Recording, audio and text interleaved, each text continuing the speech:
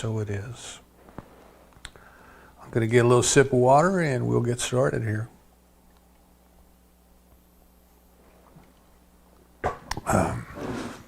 So as I was sitting yesterday, kind of the process of how things come about, I just do a treatment and say, what's the topic for tomorrow? What is it that wants to be said? What is it that wants to be heard? And very, very, very clearly, I got the impression of Ralph Waldo Trine's book, In Tune with the Infinite, which I love, and I've told you that before. And I sent, in the email that I sent out last night, I included a link. That book is in the public domain. It's on the Project Gutenberg website, and you can read it. And I encourage you to read it this week.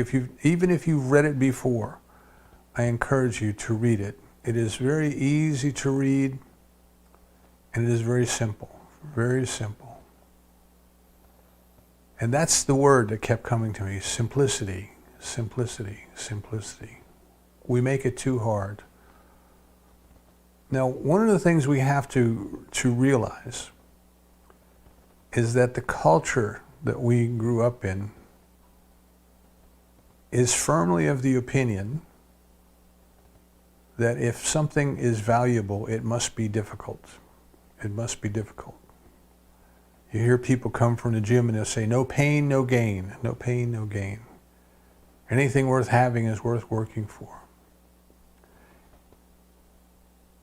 And we have built a society based on those rules. We have built a society that accepts those rules, that believes in those rules, and makes things more difficult than they really need to be in order for them to have value.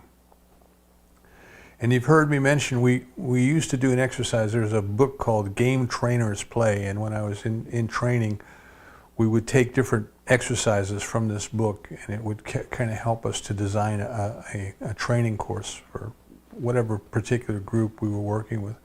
But one of the exercises was when people came to check in to the meeting, you know the drill. There's a folding table outside the door, and there's people there to take your names and give you your badge and those kind of things. And they would hand the folks as they went in a couple of little rings, you know, from a child's ring toss game. You know the ones that just a little peg sits on the floor, and the child has these little rings, and they just toss them around the peg. And we would just hand people the rings, and they would say, well, what are these for? And you say, well, when you get inside, you'll see. So they would go inside and they would see, and there was a peg there, you know, and the people in before them would be tossing rings at the peg, and they would take their rings and they would say to one of the facilitators in there, well, where do I stand? And the facilitator said, the object is to get the ring over the peg. That's the only rules of the game. Get the ring over the peg. You know. Now, some people would go to the peg and go a distance that they felt was a bit of a challenge, and they would toss their rings. Some people would walk right up to the peg and drop the rings over the peg. They have achieved the goal. They got the rings over the peg. And some people would stand so far away that it would be a miracle if they got the ring over that peg, but they would try. They made it more difficult than it needed to be. There was no rule that told them that they had to stand that far apart. And we would use that exercise for that purpose. You know, why did you stand where you did? Why did you do what you did? And some people would say, well, the objective was to get the ring over the peg, and I did that. I did that the most efficient and most effective way that there was. I stood right over it and dropped it on. And other people say, well, I didn't think it should be too easy, but I didn't want it to be too hard, so I stood, you know, where I thought it would be okay. And then other people said, well, you know, the objective was to get the ring over the peg, and I figured, you know, if you stood further away and got it over, well, there would be bonus points or something like that. There'd be more value to it. But just keep this in mind. Just be aware that our society makes things more difficult than they need to be, because there's this inherent bias that says that which is of value must be difficult. Why is gold so valuable? Well, there's not a lot of it and it's hard to dig out of the ground, you know. Why is beach sand not as valuable as gold? Well, anybody can go down to the beach and get a handful of sand. There's nothing precious about it. There's nothing valuable about it. What is the most valuable thing in our life? What is the most valuable thing that we will ever attain? If attain is not the right word, but experience might be a better word. And that's the presence of the divine, the conscious realization of the presence and the activity of the divine in our lives, right here, right now. That's the most valuable thing that we will ever experience. And what has happened is the theologians, the religions, have made that hard.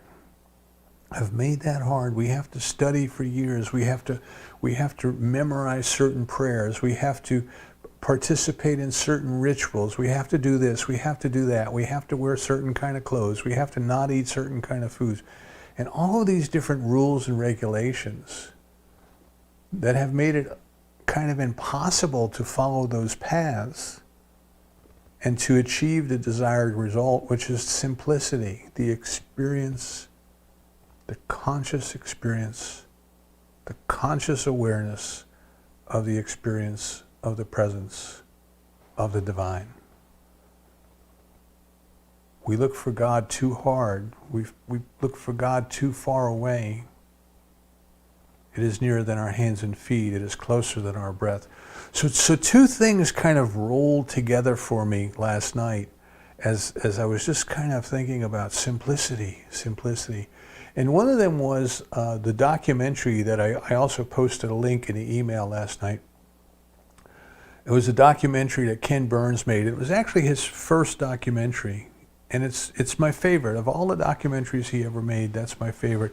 And the Brooklyn Bridge is the second because, well, I watched it go up and drove across it many nights as I came back and forth to work.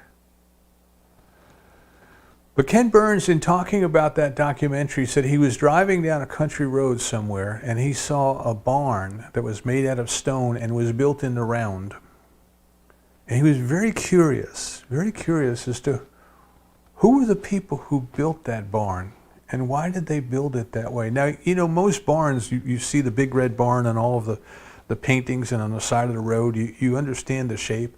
And there's a little door up in the loft, and there's a boom with a block and tackle hanging from it.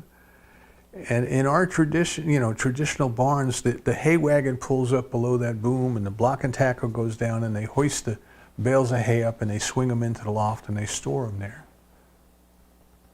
The round barns were different. The round barns were made by the Shakers. And they were built into the side of a hill.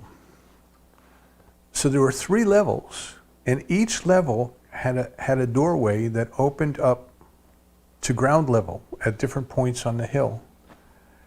And what they could do is drive the hay wagon all the way up to the top, put the hay in the loft, and then when it came time to feed the cows, they could just drop the hay down from the top and walk around the circle. And going around the circle, they could get hay to all the cows. Simplicity. They made it so simple. So in this program about the Shakers, what they practiced, not only what they believed, but what they practiced was that everything they did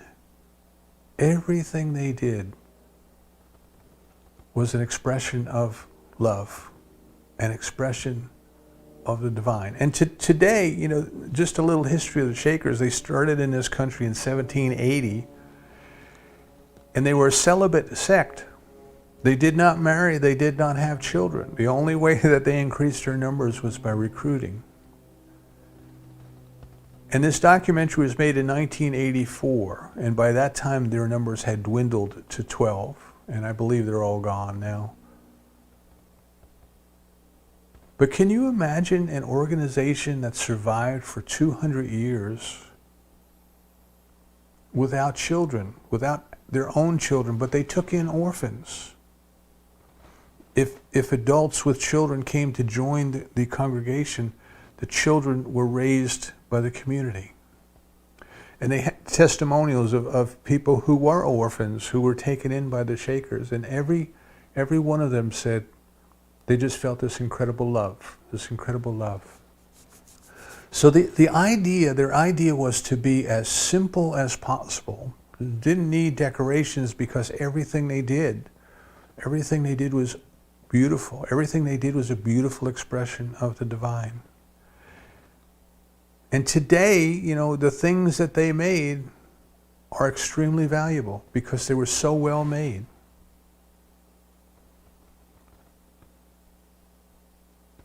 They had a little slogan. It was called "Hands to Work and Hearts to God." Hands to work and hearts to God. And I thought, how beautiful and how simple is that? If we could just go about our day, every day, if we could just go about our day and be consciously aware of what we are doing, right? Remember for the last month or so, we've been talking about mindfulness and training ourselves to be mindful and training ourselves to be aware. Now, it's been 7 days or 168 hours since we got together last. And I just ask you to consider, of those 168 hours, how many were you mindful? In how many of those 168 hours were you mindful? If you had to give a percentage to it, you know, would you say, well, 10% of the time I was really, really aware and conscious and mindful of what was going on and what I was doing? That would be a lot. You know? That would be 16.8 hours. I think most of us would say, well, no, it wasn't quite that much. Well, how much was it? See, how much was it? Was it your intention to be consciously aware of what you were doing? And then the Shakers would add to it, and were you doing it to the best of your ability? In the show, they had a picture of one of the chairs that the Shakers made, one of the famous chairs, at the beginning of the show. And they had a quote by Thomas Merton, a modern day mystic. And he said, people could only make the chair that well.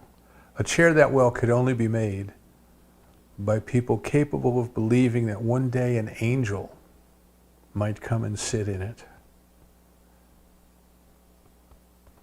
Simplicity, simplicity. What is the most valuable thing that we could ever experience?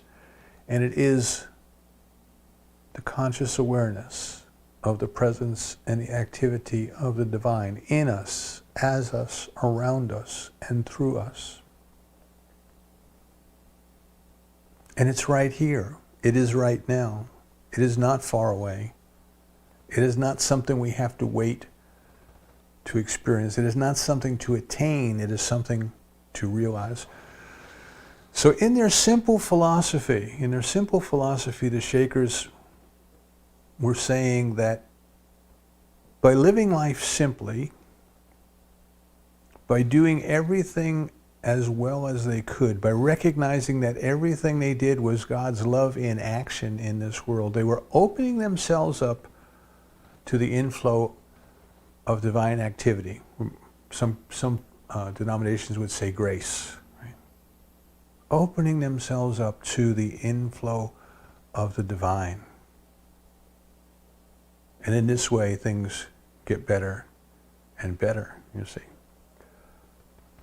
Now that ties into where I started, which was Ralph Waldo Trine. Ralph Waldo Trine, who wrote In Tune with the Infinite, which is about simplicity. Simplicity in spiritual growth. Simplicity in our practice. And I don't know if you remember last time we talked about Trine, he uses the example of water and flowing water And he uses that to help us to get some type of a handle on the ineffable. And he says, now if you imagine that there's a big reservoir up in the mountains somewhere. I think he was writing this, he was living in California at the time. And I just want to mention that Ralph Waldo Trine wrote this book in 1897 and it was printed in 1899. And at that time Ernest Holmes was only 12 years old, 1899. He was born in 1887. So Trine was a predecessor of Ernest Holmes. And this book was written now, 120 some odd years ago. And it's absolutely perfect for the world in which we live today. He said, imagine there's a reservoir high up in the mountains. And Ernest Holmes used the same example. And there's also a reservoir down in the valley. And the reservoir down in the valley is fed by a stream that flows out of the reservoir up in the top of the mountain. And he would say, now you can look at the reservoir in the valley, and you would have to say that the water that is in that reservoir is the same water that's up in the mountain, the same nature, the same essence. If you did chemical analysis on it, they would be very alike. The water might pick up some new chemicals on the way down, but it is the same water. That reservoir in the valley does not have a life of its own. It is fed by the spring coming from above. And Trine asks us to consider our own life, our own nature, our own being. None of us created ourselves. We wouldn't know how to do that. We couldn't do it if we tried. So where then is this life that we recognize as us? Where did it come from? What caused it to be? And like the reservoir in the valley, we would say, well, there is this bigger reservoir of life. We call it God, we call it the divine, we call it nature, call it whatever you want. Right? It doesn't matter to it what you call it, but it matters to you. But there is this life, there is this perfect life. And it is expressing itself through many different individuals. And what that means then is that the essence of what we are is of that life. Right? In biblical terms, it says we are made in God's image and likeness.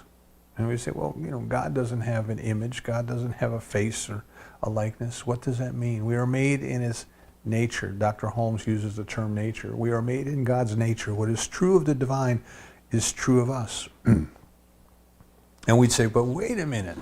Are you saying that I am God? Well, I am not all that God is, but everything that I am is some part. You see, the reservoir in the valley is not as big as the reservoir in the mountain. And the difference between the two reservoirs is a difference of degree, not of nature, not of essence, but of degree. So you could say this little reservoir is some part of the big reservoir, but it is not the big reservoir. Now Trine gives us another example that also ties into what the Shakers were teaching. And he gives us the example, he tells the story of a friend of his who had a farm. And the irrigation aqueduct, if you've ever lived in California, most of the water comes from the mountains. And there are miles and miles and miles of aqueducts that brings it down into the valleys. And as the aqueducts pass the farm, there's a little gate. It's a valve. You turn the valve and a flat paddle lifts up and down, a gate. And depending on how high the gate is and those sorts of things, that controls how much water flows into that particular area of land. And of course, people have to pay for the water accordingly. So Trine gives us the example of a friend who had his property, and he had the gate open so that the water would flow down, and it created a beautiful pond. And he said the lily pond, the lotus flowers would float in the pond, you know. And he had a sign down at the end of the driveway, and it said, "All are welcome at the lotus pond." And people from the community would come out on the weekends, and they would picnic around the pond. And the beautiful flowers would grow there, you know, and the animals would come to drink there, and the children would play there. And it was a joyful, beautiful place. And there was so much water that came into that pond that it flowed out in a little stream, and it flowed down through the pasture, and the animals that were corralled in the pasture, they could come over and they could drink of the fresh water.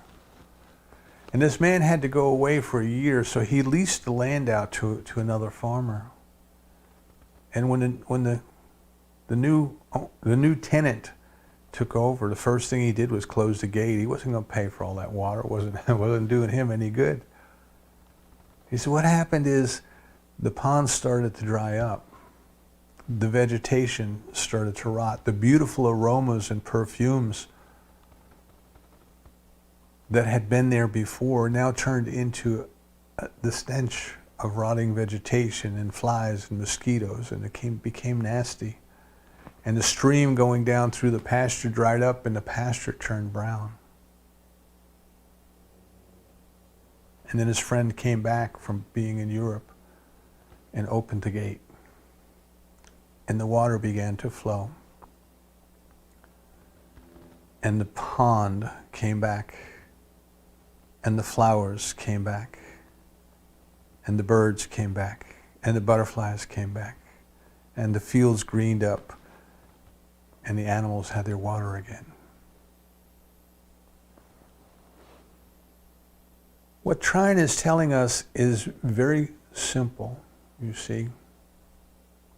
We are already of the nature of the divine. It is with us, it is in us, it is around us, it is through us. But we're not always aware of it. We're not always mindful of it. And if we can control that gate, if we can imagine that there's a gate between us and the inflow of the divine essence, if we could do something to raise that gate, to increase that inflow, then the presence and the activity of the divine flowing through us, expressing as us, you see, that would increase.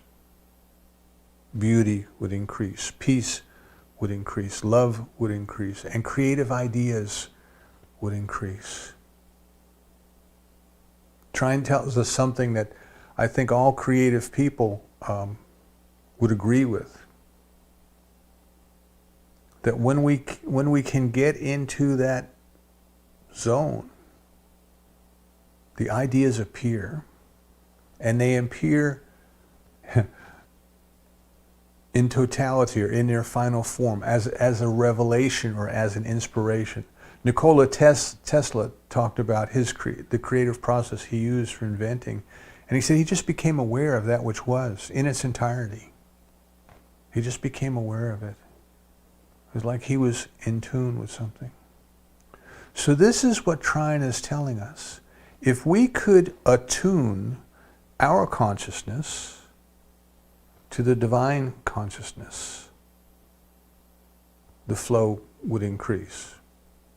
The Shakers were saying something very much the same. If we be mindful of what we are doing, if we be aware of what we are doing, and if our intention is to do everything we do well, because everything we do is an expression of the divine, then the inflow increases. And of course, as the inflow increases, it washes away everything unlike itself. The fears, the doubts, the strong emotions, the anger, all of those things subside. They go away. So Trine says, well, we can do something that the pond couldn't do. We can control that flow. We can open that gate. Because in our case, the gate is our thoughts. It is what we think. It is what we believe. It is the chatter that is constantly going on. And if we are thinking thoughts of lack, thoughts of limitation, thoughts of struggle, thoughts of strife, we've got our gate closed. But if we can move out of that human way of thinking, and we can start to attune ourselves to the divine reality, the divine truth, then the gate opens. And it opens a little more, and it opens a little more.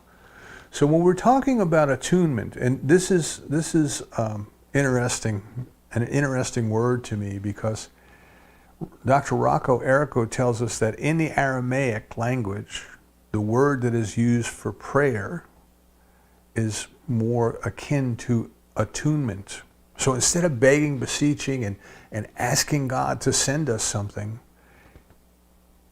it is attuning our consciousness to that which is already here.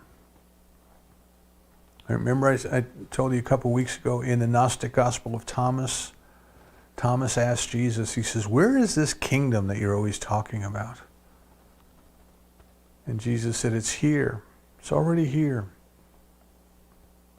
But people just don't see it. People just don't see it.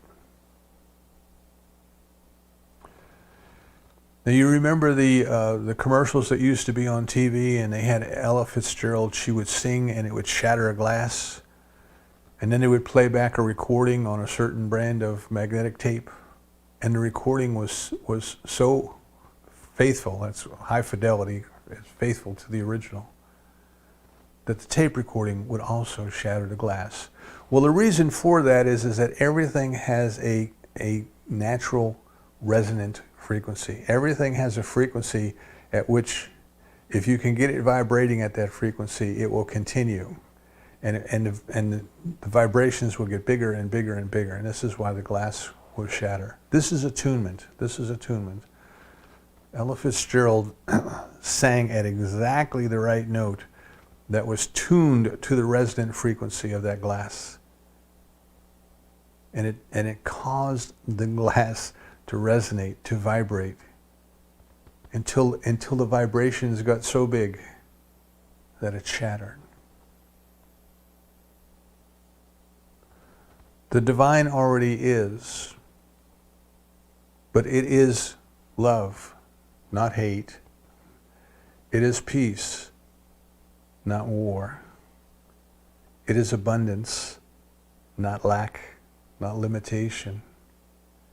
It is health, not disease. It is, as Dr. Holmes tells us, life enhancing.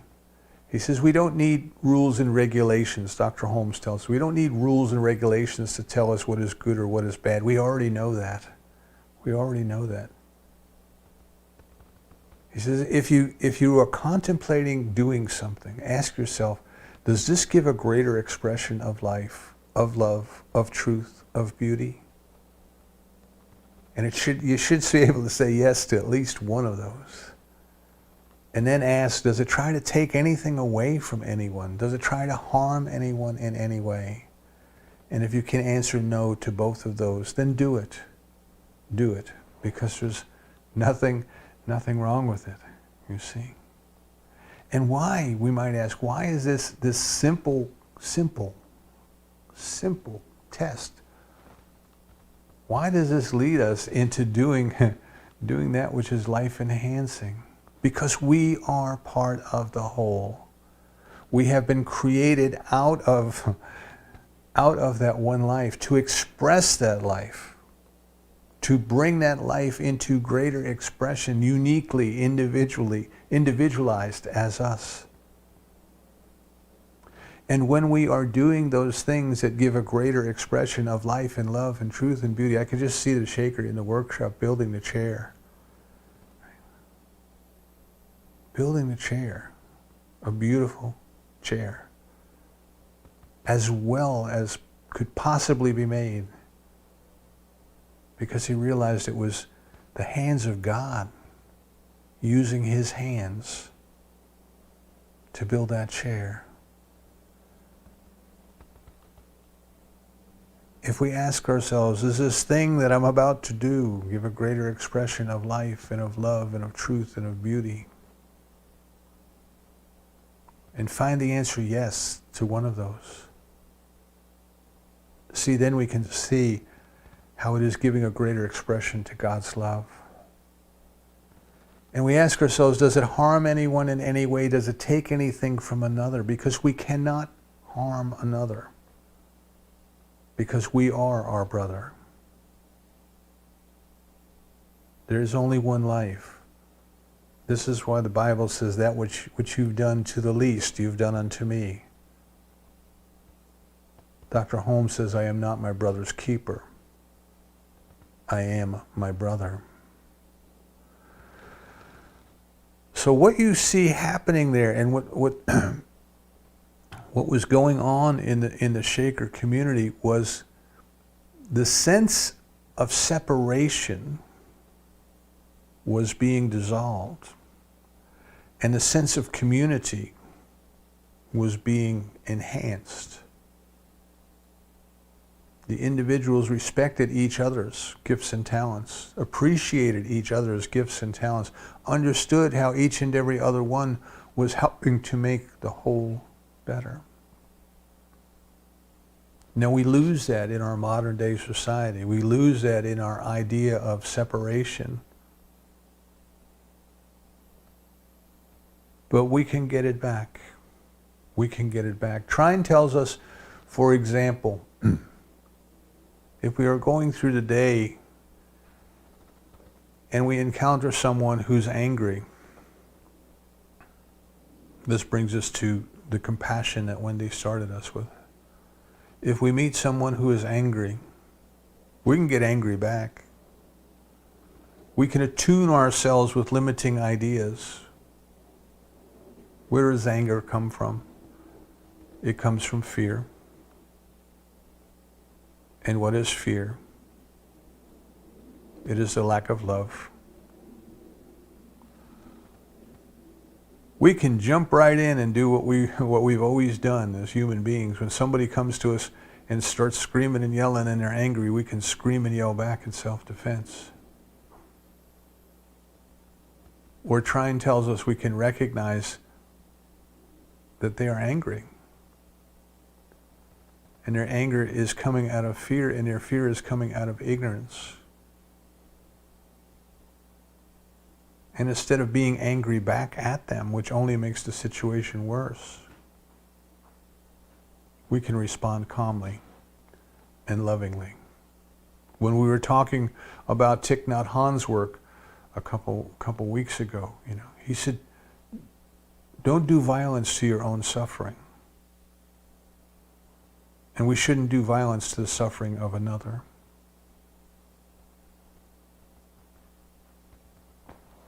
I mentioned a few weeks ago Bertrand Russell's Nobel Prize speech, and in it he laid out what he felt were four motivating factors that appeared often in politics, and that politicians needed to understand these, because this is what was driving the public.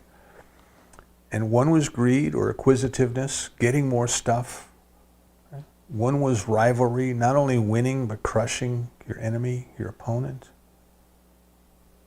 Another was vanity. And the next was love of power.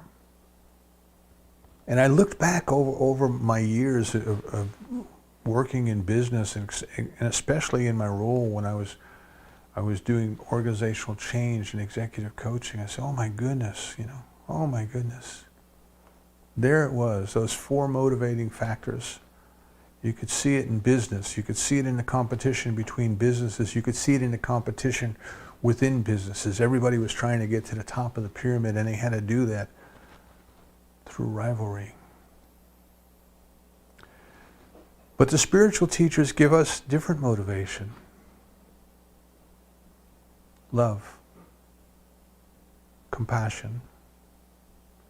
See, if we can attune ourselves to that divine quality of love, we can open that gate.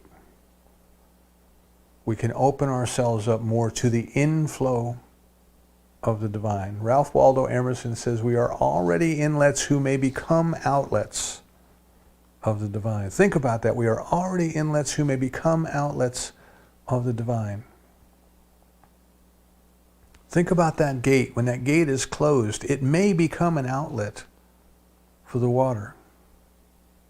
But it has to be open. It has to have a release. You see, it has to have some way of giving in order for that flow to go through it. And we are the same. We have to open ourselves up to give the gifts that we have received, to be that expression of divine love here, right now, on this earth. Not some future place called heaven that we go to when we die, but here and now. Here and now. So I bring us back then to mindfulness. What Trine is telling us is thought, our thought, is the motive force or the power that controls the inflow into our lives. Who can control your thought? Who can control my thought? I'm the only one that can control my thought. No one else can do it for me. So if we come back to mindfulness, what we covered when we were talking about mindfulness meditation with Thich Nhat Hanh, if we think of the Shakers going about their tasks on a daily basis, being fully aware that everything that they were doing that day was an expression of God's love, can we train ourselves to do that? It's simple to talk about, maybe difficult to do at first, but can we train ourselves to do that? What is it you're about to do? How does it express God's love? That's it. That's it. Every so often, right? Remember we had the mindfulness bell. You put the mindfulness bell on your phone, and every 15 minutes it goes off, and it reminds you to come back, to bring your mind back to your body, to breathe in and be aware of breathing in. And at that time you can ask yourself, what am I doing? How does this express God's love, God's peace, God's truth, and God's beauty? Now we have practices and disciplines that we can use, tools that we can use. We have spiritual mind treatment, which is a process of bringing our consciousness in tune with the good that already is for the purpose of allowing it to manifest in our lives. We have meditation, which helps us to train our awareness of the activity of thought. And when we become aware of the activity of thought, then it's easier to direct it, to control it, to not get distracted by all of these different things that are going around us and in the world and in politics and, and everything. All the oh ain't it awful stories that we get in the headlines. What is the most important thing, the most valuable thing in your life? I ask you to consider this week, Is it the conscious experience? Is it the conscious awareness of the experience of the presence and the activity of the divine? If that answer is yes, then ask yourself, how can I simplify in order to bring my thoughts more in line? Attune myself to the activity of the consciousness. Can I see the good? Remember last week we talked about St. Francis saw God in nature. Brother Lawrence, around 1300, Brother Lawrence, the mystic who wrote Practicing the Presence, ran the kitchen in the monastery. And he had a little plaque. He said, "O God of pots and pans and all things." He saw the presence and the activity of God in what he was doing in caring for the monastery, in cooking and cleaning for them. Can we bring our awareness to what we're doing? And if it does not attune itself to the goodness that God is, can we replace it with something that does? What is it we're doing this very moment? How does this give a greater expression to love, to peace, to truth, to beauty? Are we sure it doesn't harm another in another way? Or are we sure it doesn't try to rob from another in another way? Wendy opened us with something so simple, a quote from the Tao. Three things. Simplicity, patience, compassion. For it is in compassion that we break down the barriers that separate us from each other. It is in patience that we are expressing love instead of anger. And it is in simplicity that we are removing all of the ideas that it needs to be difficult. We are removing all of the distractions. And we are bringing our thoughts, focusing our attention on that which is truly important.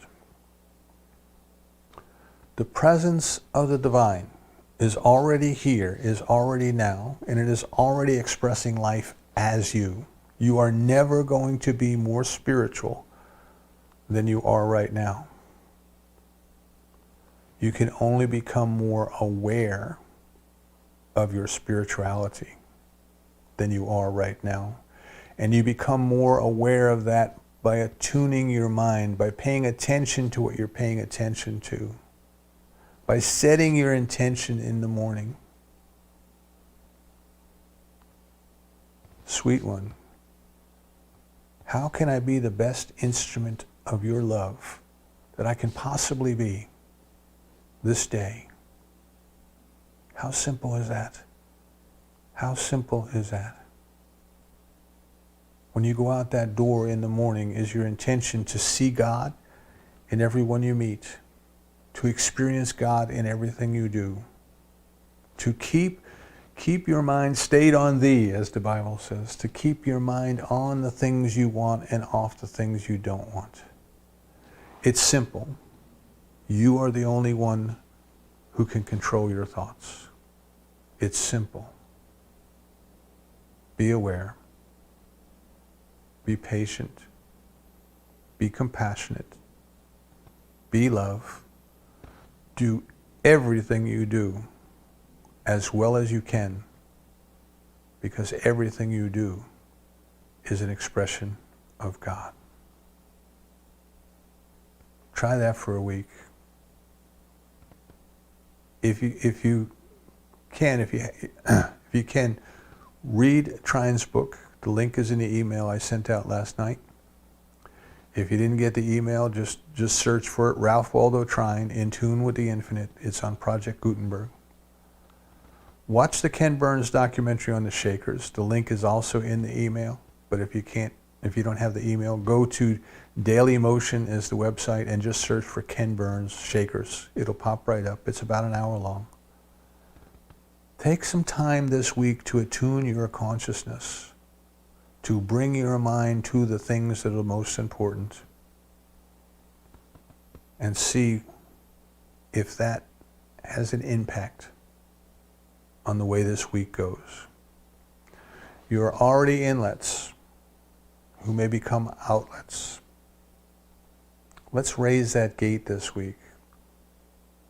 Let's find a way to give the love that has been given to us, the peace that has been given to us, the joy that has been given to us. Can you bring a smile to someone's face? See everything you do as sacred. Sacred work. Sacred play. Sacred you.